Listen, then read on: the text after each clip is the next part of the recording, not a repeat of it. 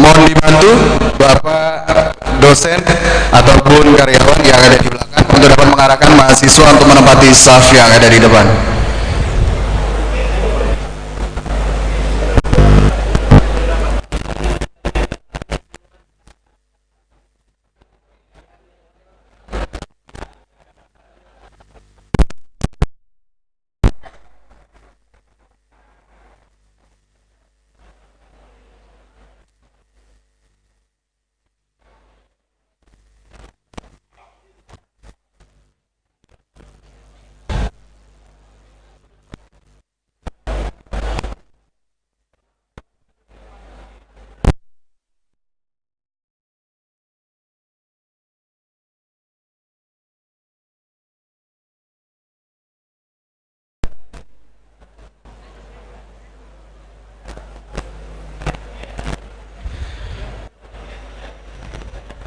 Baik yang kami hormati dan yang kami cintai, Tuan Guru Bajang Dr. Haji Muhammad Zainul Majdi MA juga telah hadir bersama kita sebagai tamu undangan Ibu Yustin Fikardo, kemudian Ketua Yayasan Alfian Husin, Rektor Institut Informatika dan Bisnis Dharma Jaya, seluruh sivitas akademika Institut Informatika dan Bisnis,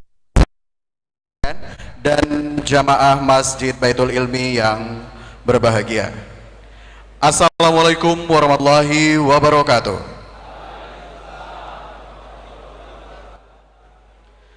Pertama-tama marilah kita panjatkan puja dan syukur kepada Allah Subhanahu wa taala. Berkat limpahan rahmat dan karunia-Nya kita dapat bersama-sama berkumpul dalam majelis ilmu yang sangat luar biasa pada pagi hari ini. Salawat dan salam juga tidak lupa pula kita sanjung agungkan kepada junjungan besar kita Nabi Muhammad Sallallahu Alaihi Wasallam yang insya Allah syafaatnya selalu kita nantikan di yaumil akhir kelak. Amin ya rabbal alamin. Sebelum kita memulai rangkaian acara pada hari ini, marilah kita buka terlebih dahulu acara pada pagi hari dengan mengucapkan lafaz basmalah. Dilanjutkan dengan pembacaan kalam ilahi yang akan dibacakan oleh Ustadz Wahyudi SAG MAG. Kepada Ustadz disilahkan.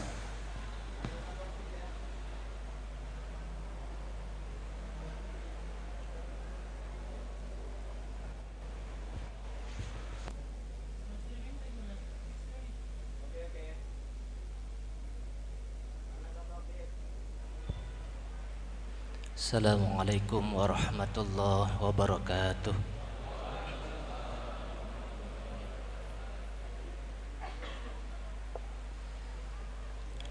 A'udzu billahi minasy syaithanir rajim.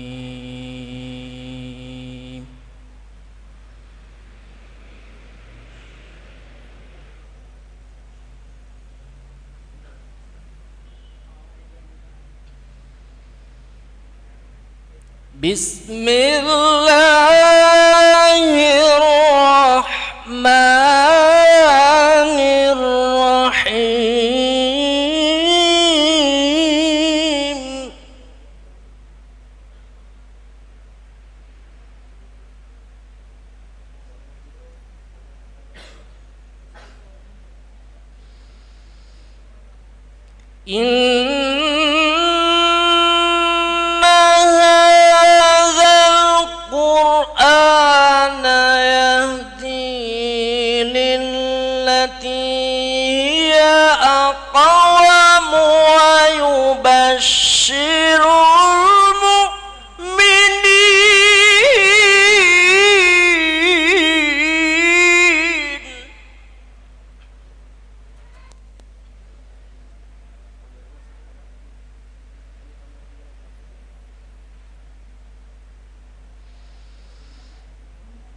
ويبشر المؤمنين الذين يعملون الصالحات أن لهم أجرا كبيرا.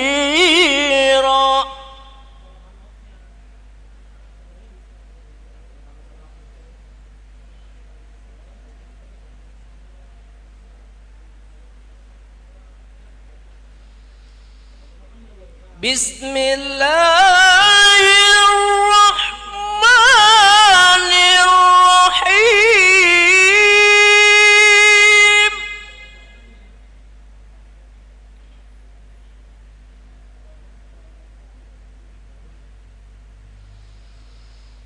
Man ihtada fa innama yahdi li nafsi wa man dhalla fa innama yadhillu 'alaiha.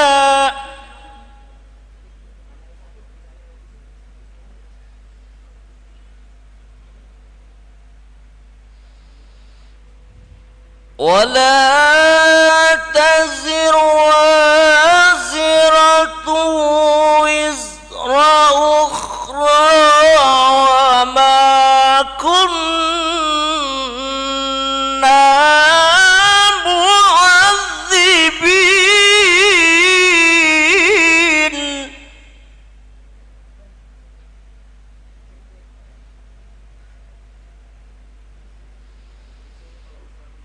وما كنا معذبين حتى نبعث رسولا. Sadaqallahul azim. Aku berlindung kepada Allah dari godaan syaitan yang terkutuk dengan nama Allah yang Maha Pengasih, Maha Penyayang.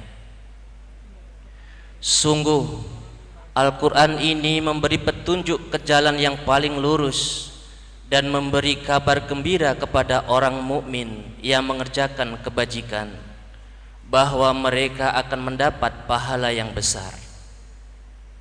Dengan nama Allah yang Maha Pengasih, Maha Penyayang.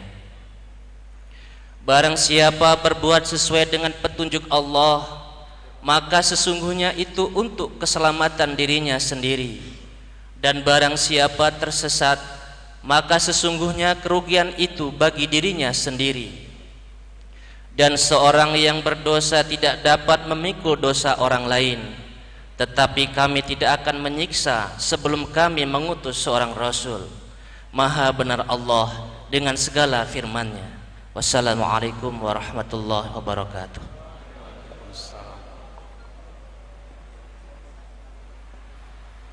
Baik Bapak Ibu hadirin dan seluruh jamaah, dilanjutkan dengan ucapan selamat datang dari Ketua Yayasan Alfian Husin yang akan disampaikan oleh Dr. Andi Desviandi SEMA.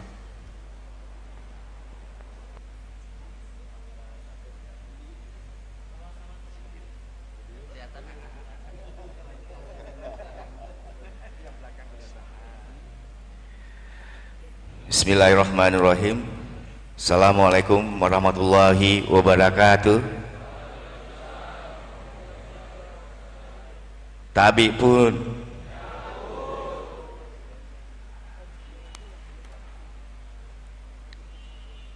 yang terhormat Dr. Haji TGB Muhammad Zainul Mazri MA. Beliau adalah Gubernur NTB sekaligus juga Ketua Ikatan Alumni Al-Azhar Indonesia. Yang terhormat Ibu Justin Ridho Picardo,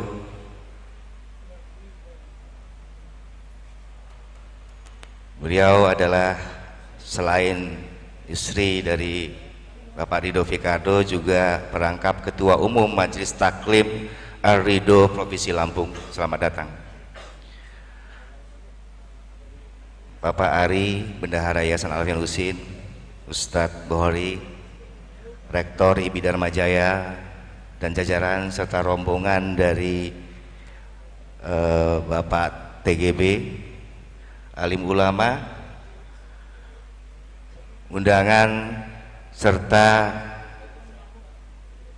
hadirin majelis yang berbahagia. Pertama-tama Mari kita panjatkan syukur kehadirat Allah Subhanahu wa taala. Karena perkenannya lah maka kita semua pada pagi hari yang berbahagia ini bisa berkumpul di majlis yang insya Allah diberkahi oleh Allah Subhanahu wa taala. Yang kedua, salawat dan salam kepada Nabi besar junjungan kita Nabi Muhammad SAW, yang insya Allah syafaatnya selalu kita nantikan di yaumil akhir. Pada pagi hari ini alhamdulillah kita diberikan kesempatan oleh Allah Subhanahu wa taala untuk bisa bertemu bertatap muka secara langsung dengan salah satu tokoh muda cendekiawan muslim Indonesia yang sekaligus juga adalah pemimpin dari salah satu provinsi di Indonesia, di NTB. Dan saya sangat yakin semua hadirin sudah kenal dengan beliau, dan ini insya Allah tausiah ataupun nanti ada dialog dengan beliau bisa memberikan manfaat dan juga mempertebal iman kita setelah kita selesai dari majelis ini nanti. Selamat datang kepada Bapak Ustadz Dr. TGB. Nah, saya sendiri juga Tuan Guru Bajang. Jadi disingkat TGB. Nanti kalau ada yang belum paham maksudnya apa, silahkan ditanyakan langsung ke beliau. Tapi kita bersyukur karena pada pagi hari ini beliau menyempatkan waktu dan juga tenaganya untuk bisa bertemu kita di sini di Masjid Baitul Ilmi, dan semoga apa yang disampaikan oleh beliau nanti benar-benar bisa kita resapi, kemudian kita ingat dan kita amalkan, karena saya sangat yakin apa yang akan disampaikan oleh beliau nanti akan bermanfaat bagi kita. Sekali lagi selamat datang di Bumi Sai Bumi Riajuai. Nanti insya Allah Pak Ustadz TGB akan diajak makan tempoyak nyeruit, karena ternyata beliau senang katanya dengan duren. Jadi kalau senang dengan duren artinya cocok dengan makanan Lampung. Jadi nanti Pak Rektor punya PR akan mengajak Tuan Guru Bajang untuk makan tempoyak, insya Allah. Atau nanti mungkin Bu Justin barangkali. Kemudian juga saya sampaikan terima kasih yang sebesar-besarnya kepada panitia yang sudah bersusah payah menyiapkan acara ini sehingga acara ini bisa berjalan dengan lancar, dan juga kepada, saya tidak bisa menyebutkan satu persatu, tapi insya Allah Allah akan membalas budi dari Bapak Ibu panitia berlipat ganda, amin. Dan juga saya menyampaikan ucapan permohonan maaf nih kepada Bapak Ustadz TGB apabila dalam penyambutan kami ada hal-hal yang kurang berkenan atau masih banyak kekurangan dari kami mohon maaf. Dan kepada Allah saya mohon ampun. Saya rasa itu saja sambutan selamat datang dari kami, dan saya sangat berharap bahwa kita semua bisa mendapatkan manfaat, mendapatkan pelajaran dari apa yang akan disampaikan oleh Bapak Ustadz Dr. TGB nanti. Lebih kurang saya mohon maaf, dan kepada Allah saya mohon ampun. Wassalamualaikum warahmatullahi wabarakatuh. Baik Bapak Ibu hadirin sekalian, tibalah saatnya kita di inti acara pada pagi hari ini, yaitu tausiah dari acara Safari Dakwah. Untuk itu kami silakan kepada yang terhormat Tuan Guru Bajang Dr. Haji Muhammad Zainul Majdi MA, disilakan.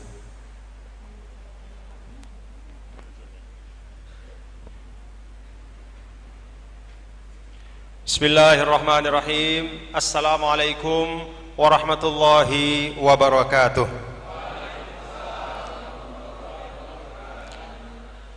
Alhamdulillah, wassalatu wassalamu ala Sayyidina Muhammad ibn Abdillah wa ala alihi wa sahbihi wa man tabi'a hudah ila yaumil qiyamah, amma ba'du. Tabib pun tadi diberitahu di mobil, alhamdulillah. Yang saya hormati Bapak Andi Desviandi Alfian, Bapak Ari Meizari Alfian, Bapak Firmansyah Alfian, dan seluruh keluarga besar pimpinan dari Perguruan Tinggi Dharma Jaya, yang kita doakan beliau-beliau bisa meneruskan perguruan tinggi ini menjadi perguruan tinggi yang lebih hebat lagi di masa yang akan datang. Yang saya hormati Ibu Yusfi, istri dari sahabat saya Bapak Ridho Fikardo, yang juga hadir bersama ibu-ibu termasuk dari majelis taklim. Yang saya hormati para tokoh agama dan tokoh masyarakat, para kiai, para cendekiawan muslim, para asatidz, para pimpinan organisasi termasuk organisasi internasional alumni Al-Azhar di Lampung, dan bapak-bapak, ibu-ibu, serta adik-adik semua para mahasiswa dan mahasiswi yang kita semua mendoakan Anda semua menjadi generasi muda Indonesia yang akan membawa Indonesia menuju kepada kejayaan dan keberkahan. Pagi hari ini alhamdulillah wa syukurillah, puji dan syukur hanya milik Allah Subhanahu wa taala. Di Masjid Baitul Ilmi, perguruan tinggi yang berkah ini, kita bersama dapat bersilaturahim, dan saya bisa hadir bertemu dengan adik-adik para mahasiswa dan mahasiswi yang ada di tempat ini. Rasanya Lampung ini, bapak-bapak dan ibu, walaupun baru pertama kali saya hadir di sini. Ini provinsi, satu dari sedikit provinsi yang kebetulan saya belum sempat datang. Dalam kurun waktu yang cukup panjang, termasuk ketika ditugaskan sebagai Gubernur Nusa Tenggara Barat. Alhamdulillah pada hari ini saya bisa hadir, tapi rasanya walaupun baru pertama saya hadir di Lampung ini, saya rasanya berjumpa dengan banyak sahabat-sahabat dan teman-teman. Di sini ada Dr. Abdul Malik Ghazali. Beliau ini sahabat lama saya di Kairo dulu. Jadi kalau habis kuliah, kami itu sudah sumpah kuliah, udah capek kuliah, keluar sebelum naik bis ya. Jadi naik bis, pernah naik bis nggak?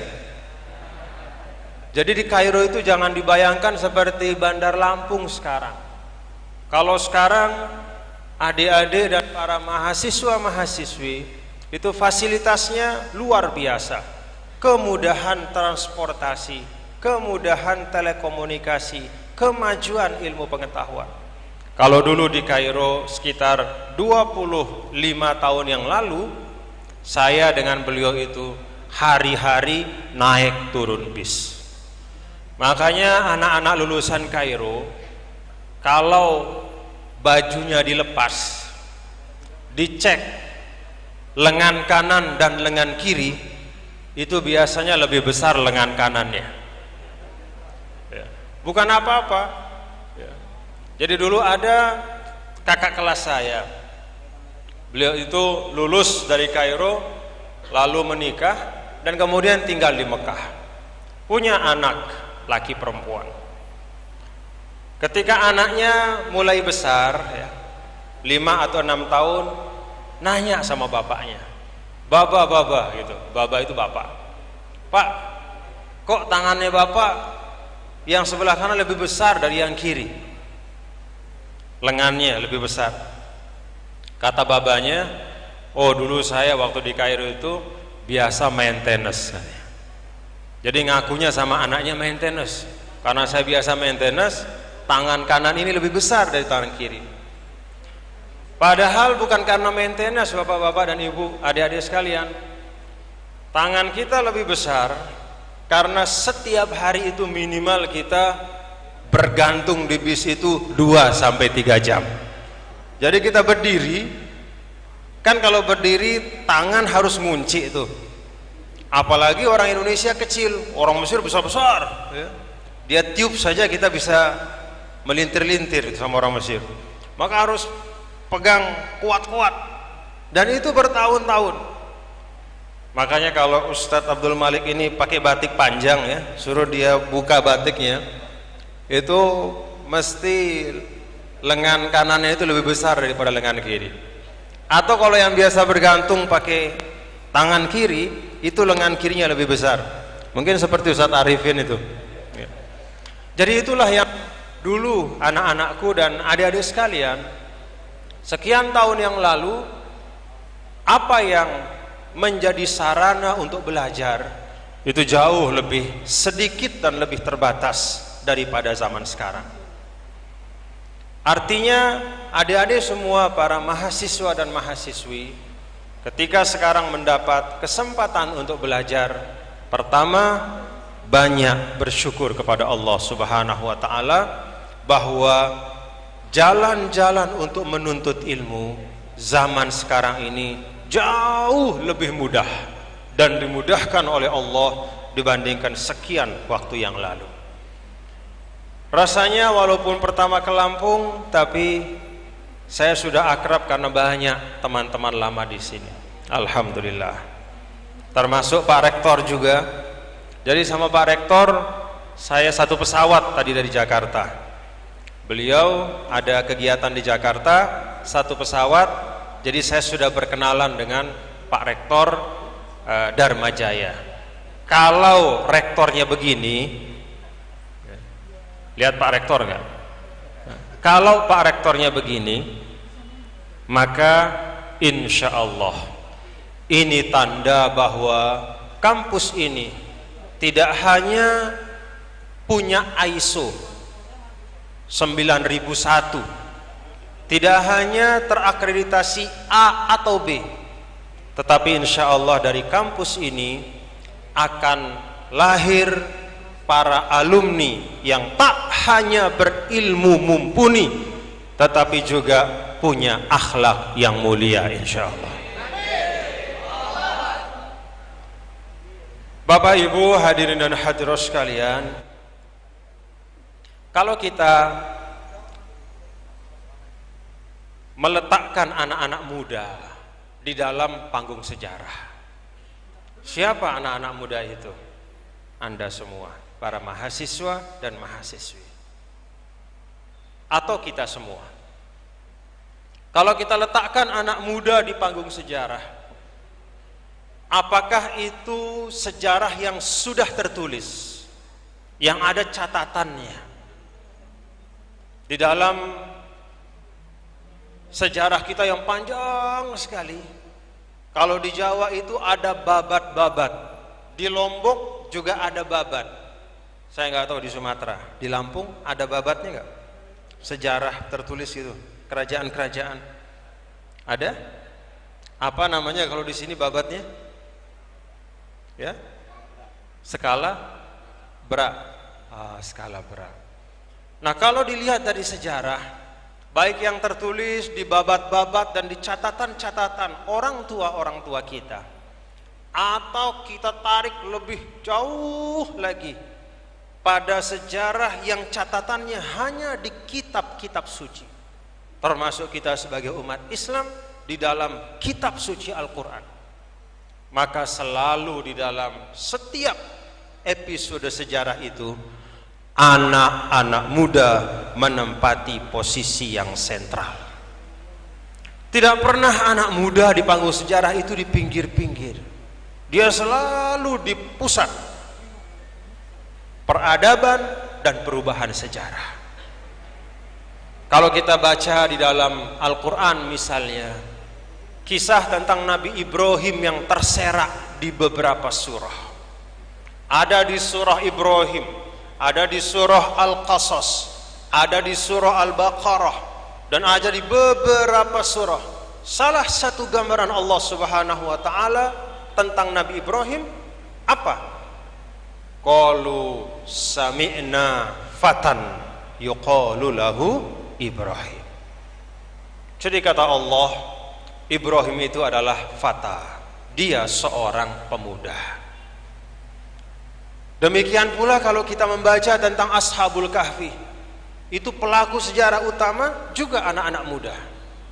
Kita tarik agak ke belakang ketika Rasulullah SAW pada abad ke-6 kemudian abad ke-7 hadir di pentas sejarah.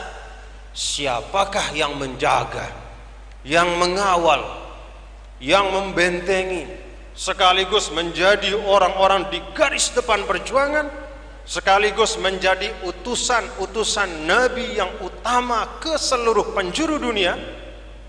Tidak lain adalah para pemuda, anak-anak muda. Maka di seluruh bentangan pentas sejarah itu, maju mundurnya peradaban ditentukan oleh anak-anak muda. Nah, oleh karena itu, adik-adik semua, saya ajak Anda para mahasiswa-mahasiswi untuk menyadari betul pentingnya peran Anda semua. Kalau anak-anak muda kita menjadi anak-anak muda yang berilmu, anak-anak muda yang memiliki akhlak yang baik, itu adalah satu ciri bahwa bangsa kita akan menjadi bangsa yang maju.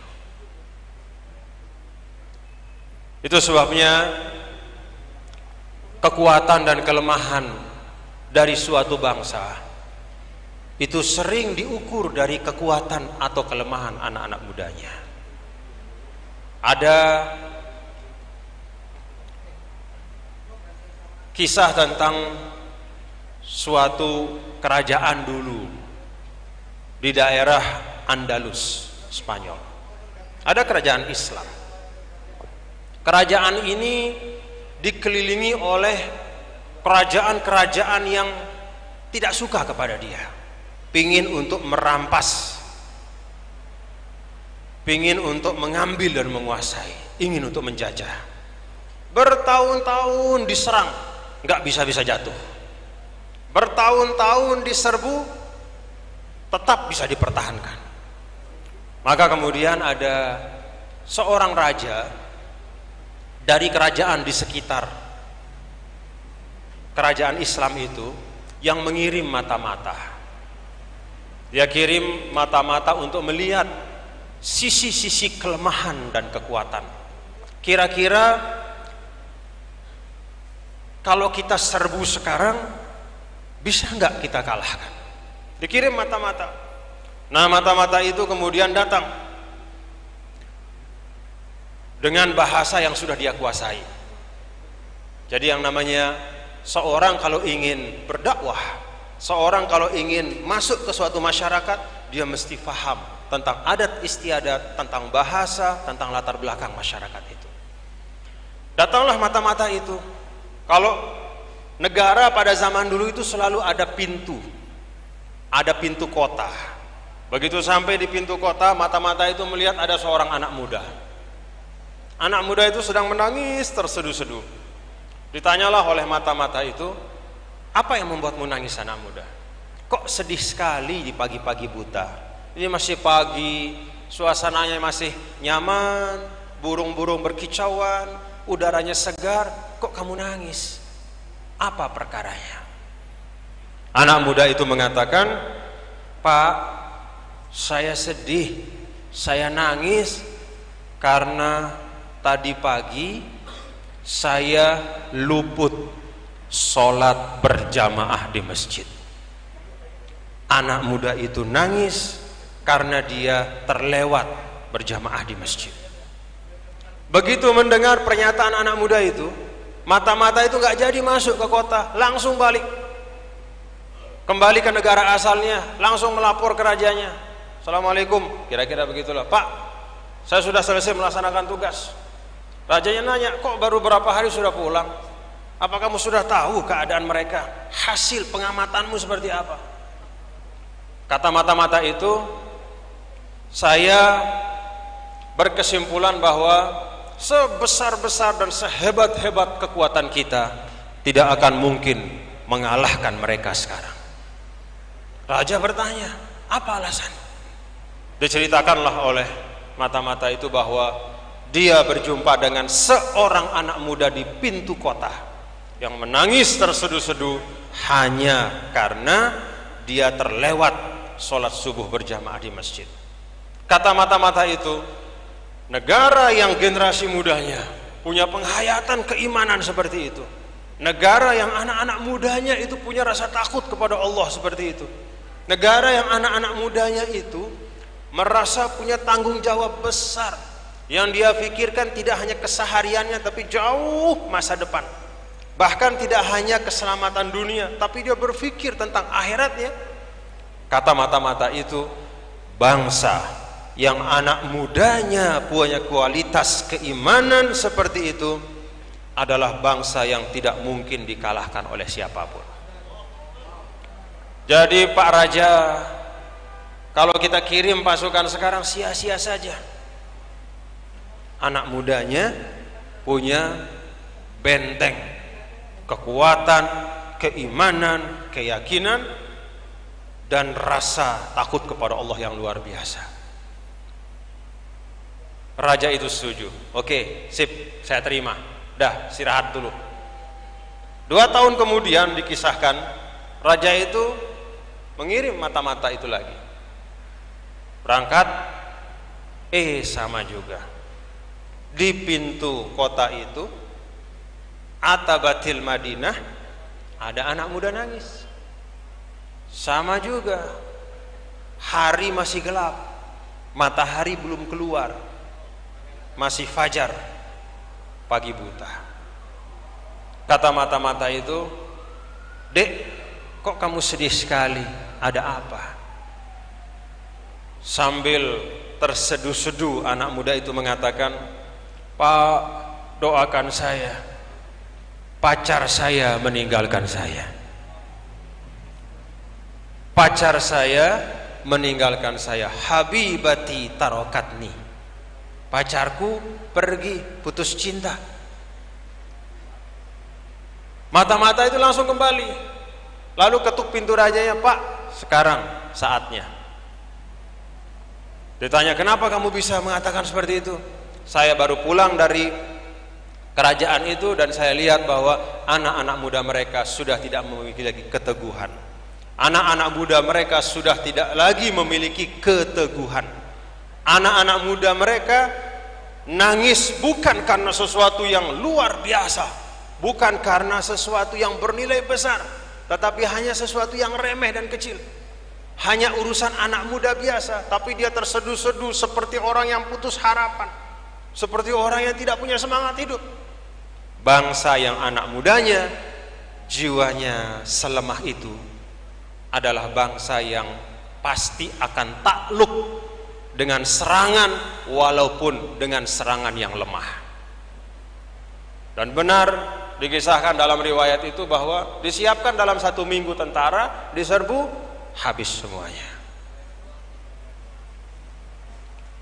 Bapak Ibu hadirin dan hadirat adik-adik sekalian, ini ilustrasi sederhana bahwa ukuran dari kekuatan dan kelemahan satu bangsa itu memang sangat ditentukan dari anak-anak mudanya. Maka kalau kita bicara tentang Indonesia, dalam Al-Quran itu ada surah Saba, potongannya dibaca setiap kali MTQ. Ada lagu MTQ. Apa lagu MTQ itu? Baldatun tayyibatun wa rabbun ghafur. Pasti apa? Pasti terlaksana. Nah, potongan dari ayat baldatun tayyibatun wa rabbun ghafur, inilah gambaran Indonesia yang kita harapkan. Kapan baldatun tayyibatun wa rabbun ghafur itu terwujud? Kita lihat pada ayat-ayat sebelumnya. Walaqad ataina Dawuda minna fadla ya jibalu awwibi ma'ahu wat-tayr wa alanna lahul hadid an i'mal sabighatin wa qaddir fis sardi wa'malu salihah inni bima ta'maluna basir. Ternyata ketika bicara tentang baldatun thayyibatun wa rabbun ghafur, Allah Subhanahu wa taala bicara tentang ilmu pengetahuan. Disebutkan di dalam ayat itu, walaqad ataina Dawuda minna fadla. Sungguh kami telah memberikan Daud, Nabi Daud alaihissalam dan keluarganya. Anak daripada Nabi Daud itu namanya Sulaiman. Kami telah berikan Daud termasuk keluarganya minna fadla. Ya jibalu awwibi ma'ahu wat-tayr wa alanna lahul hadid.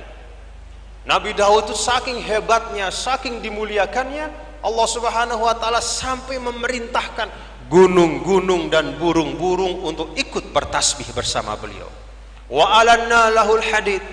Besi yang keras, baja yang kokoh itu dilunakkan.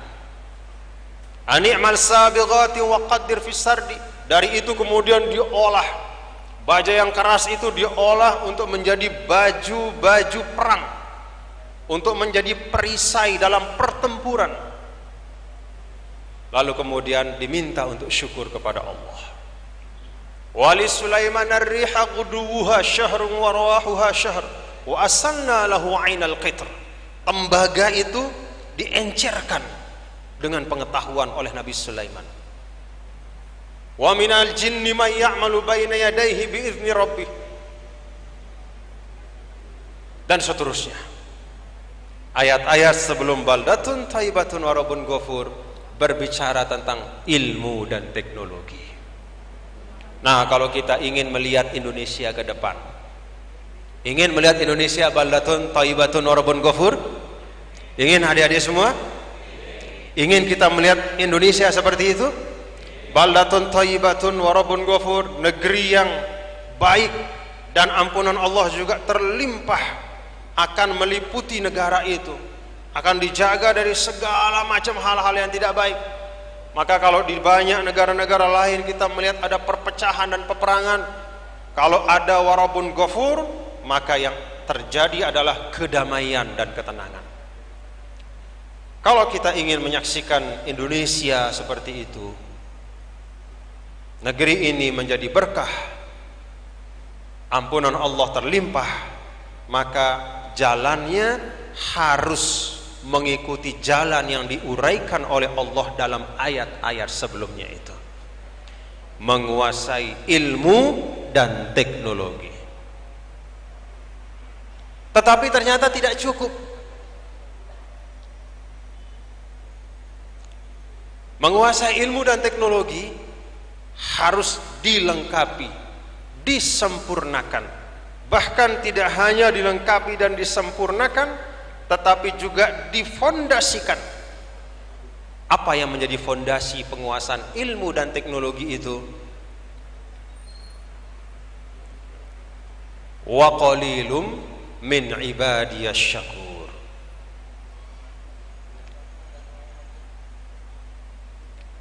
Nabi Sulaiman alaihissalam ketika dia diberikan ilmu dan teknologi, apa yang lahir dari ucapan beliau? Apa yang lahir dari mulut beliau? Bukan kesombongan. Mohon maaf, banyak orang menguasai ilmu dan teknologi, tetapi yang lahir dari mulutnya adalah kesombongan. Ada akhir-akhir ini seorang ilmuwan besar, hebat, luar biasa, namanya Stephen Hawking, baru saja meninggal. Buku terakhir beliau adalah buku yang bisa disimpulkan bahwa menurut dia alam raya yang hebat ini dengan segala macam yang ada di dalamnya tidak membutuhkan pencipta untuk bisa bergerak seperti ini. Inna lillahi wa inna ilaihi. Ilmunya hebat, luar biasa. tetapi tidak mampu menghadirkan kesyukuran kepada Allah.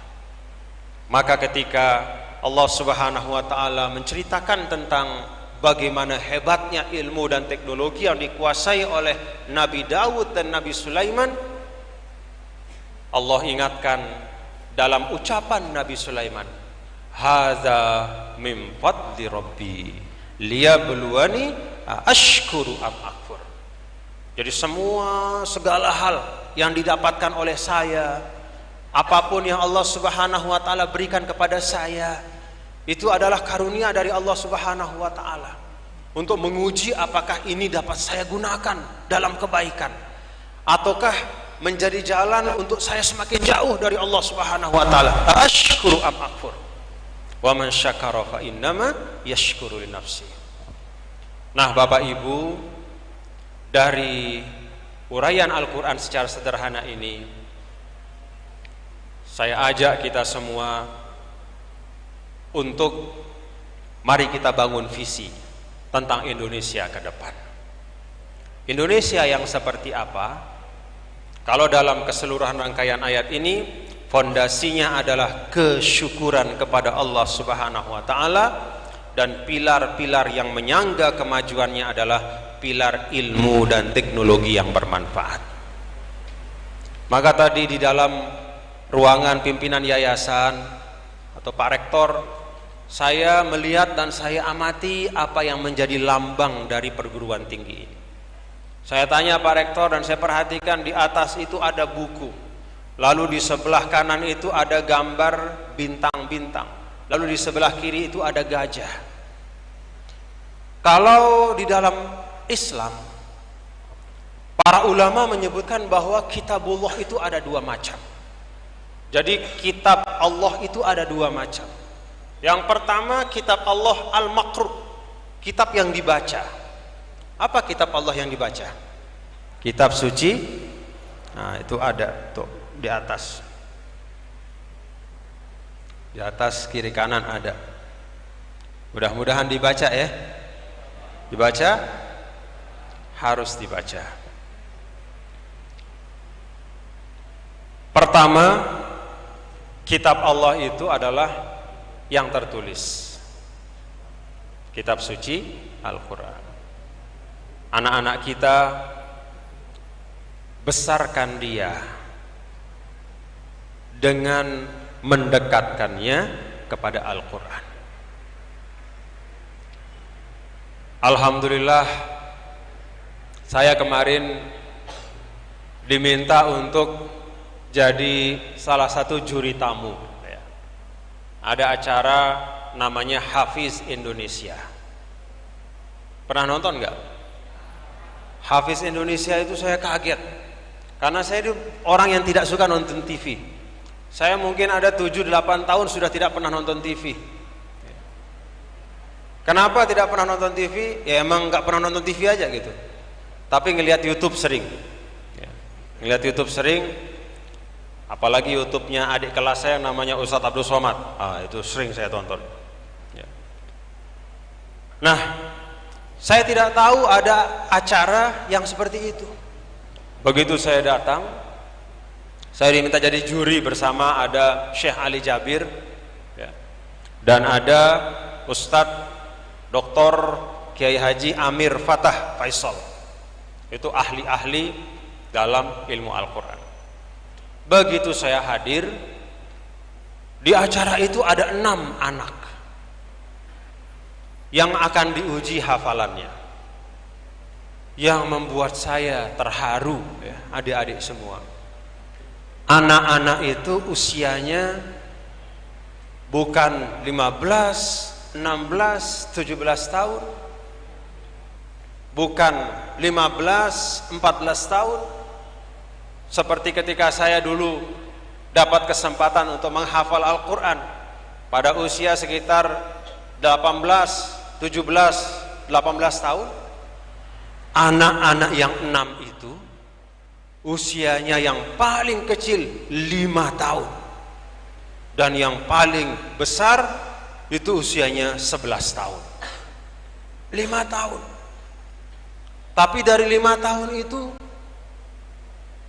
Saya takjub sekaligus terharu luar biasa, karena anak itu fasih betul mengucap Al-Quran, dan hafalannya lebih dari 5 juz, padahal masih 5 tahun. Lebih hebatnya lagi, dalam episode itu ada ujian untuk imla. Imla itu menulis bahasa Arab. Anak yang usia 5 tahun itu, dia sudah tampak bisa menulis imla, berimla dan menulis bahasa Arab. Duh, saya begitu melihat anak itu, dalam hati saya, betapa beruntungnya orang tuanya. Alhamdulillah. Saya bicara sama Syekh Ali Jabir. Apa kata beliau? Tuan Guru, saya ini bukan dari Indonesia. Orang tua saya dari Saudi. Walaupun moyang saya itu dari Indonesia, tapi saya sama orang tua tinggal di Saudi. Saya banyak keliling ke ujung-ujung negeri-negeri, bukan hanya di Indonesia tapi di banyak negara yang lain. Tetapi dari semua negara yang pernah saya injak, saya tidak pernah melihat ma'had tahfiz dan semangat anak-anak untuk menghafal Al-Quran yang melebihi semangat yang saya saksikan di Indonesia. Alhamdulillah. Jadi ada arus kuat sekarang, bapak-bapak dan ibu-ibu dan seluruh adik-adik para mahasiswa-mahasiswi. Ada arus yang kuat di mana banyak orang tua sekarang mulai sadar. Banyak orang tua yang mulai sadar bahwa investasi yang paling penting bagi mereka itu adalah anak-anak mereka. Kalau misalnya investasi kita itu di sawah, di kebun, kita punya kebun kelapa sawit 10.000 hektar. Ketika kita meninggal, itu rezeki kita bukan? Kita tinggalkan nih 10.000 hektar, kita meninggal, 10.000 hektar kita bawa, yang kita kumpulkan kebun-kebun yang luas, mungkin ada kendaraan-kendaraan yang bagus, itu bukan rezeki kita ternyata. Itu rezeki dari ahli waris kita, anak-anak kita. Apa yang menjadi rezeki kita? Rezeki kita adalah pertama amal-amal kita secara langsung, dan yang kedua adalah anak-anak yang kita tinggalkan. Maka kalau kita ingin berinvestasi menjadi orang tua yang beruntung, orang tua yang bisa senyum-senyum nanti pada saat kita sudah berada di alam yang lain, kita bisa tersenyum, kita bisa menikmati apa yang kita tanam, maka investasikanlah waktu kita untuk menciptakan anak-anak yang cinta pada kebaikan, yang cinta pada Al-Quran. Kitab Allah yang pertama itu adalah yang tertulis. Kitab Allah yang kedua Al-Manzur, yaitu kitab yang dibentangkan di seluruh alam raya ini. Jadi semua apa yang ada ini adalah kitabullah, sarana kita untuk belajar. Maka di dalam Al-Quran, wa fil ardi ayatul lil muqinin wa fi anfusikum afala tubsirun. Umat Islam itu termasuk adik-adik semua ini, anak-anak muda Islam. Umat Islam, anak-anak mudanya itu diperintahkan dengan perintah yang tegas oleh Islam untuk bisa menguasai ilmu pengetahuan. Wa fil ardi ayatul lil muqinin, baca kitab Allah yang terbentang ini. Kuasai ilmu pengetahuan yang bermanfaat, karena dengan menguasai ilmu itu kita bisa membangun hasanah fid dunia. Ada doa sapu jagat ayat 201 dari suratul Baqarah, apa bunyinya? Rabbana atina fid dunya hasanah wa fil akhirati hasanah wa qina azabannar. Membangun, mendapatkan hasanah di dunia. Arti hasanah itu kebaikan. Mendapatkan hasanah di dunia itu, kalau kata para ulama, itu ada 3 sebabnya. Yang pertama, al-ibadatul makbulah. Kita dapat kebaikan dunia kalau kita beribadah dengan cara yang baik. Jadi kalau ada perintah Allah, tunaikan sekemampuan kita. Jangan ditunda-tunda. Kebaikan dunia bergantung dari ibadah kita. Yang kedua, kata ulama, al-ilmun nafi'. Kita punya penguasaan ilmu yang bermanfaat. Kalau adik-adik sekarang belajar di satu institut yang mengajarkan satu disiplin ilmu namanya informatika, belajar tentang teknologi informasi, belajar tentang komputer, belajar tentang manajemen, belajar tentang software, belajar tentang hal-hal yang membuat adik-adik semua mampu mengolah data yang luar biasa banyaknya itu, lalu kemudian bisa merangkumnya menjadi sesuatu yang bermanfaat. Kalau adik-adik sekarang belajar tentang informatika, ilmu komputer, teknologi informasi, maka apa yang Anda pelajari sekarang adalah bagian dari ikhtiar mencapai fid dunya hasanah. Adik-adik semua yang saya hormati, para mahasiswa, mahasiswi, kita perlu orang yang menguasai teknologi informasi. Kita perlu anak-anak muda yang bisa menyebarkan kebaikan ke seluruh penjuru dunia dengan teknologi yang terbaru dan paling canggih. Selama ini kalau kita di rumah, ya, ada yang punya handphone nggak? Ketika kita di rumah, kita diam di rumah, begitu kita buka handphone, begitu kita mengakses internet, kita diserbu dengan tawaran informasi yang datang dari seluruh penjuru dunia. Sebagiannya baik, bagian yang besar juga bagian yang tidak baik. Tugas kita sekarang adalah memperbanyak dari Indonesia, mengirim informasi-informasi yang baik ke seluruh dunia. Hal-hal yang mengandung nilai-nilai mulia. Kalau kita di Indonesia disebut sebagai negara Islam terbesar, maka apa pengamalan Islam yang hebat di Indonesia ini yang bisa kita bagi kepada dunia? Dulu orang banyak berkiblat ke negara-negara Arab untuk melihat bagaimana pengamalan Islam yang baik. Sekarang banyak negara Arab itu yang justru silaturrohim saja mereka tidak kenal. Udah tidak ada namanya persaudaraan, nggak habis-habis berperang. Padahal sukunya sama, padahal bahasanya sama, tapi persaudaraan sudah hilang. Maka ketika bangsa-bangsa Arab tidak bisa menjadi contoh pengamalan Islam yang baik, mari kita ambil alih dari Indonesia. Dan dari Indonesia kita tunjukkan bagaimana pengamalan Islam yang baik itu. Islam rahmatan lil alamin. Sudah tidak ada lagi contoh-contoh di tempat lain. Alhamdulillah kalau kita lihat bagaimana anak-anak kita banyak sekali, puluhan bahkan ratusan ribu menghafal Al-Quran, menjadi hafiz-hafiz cilik.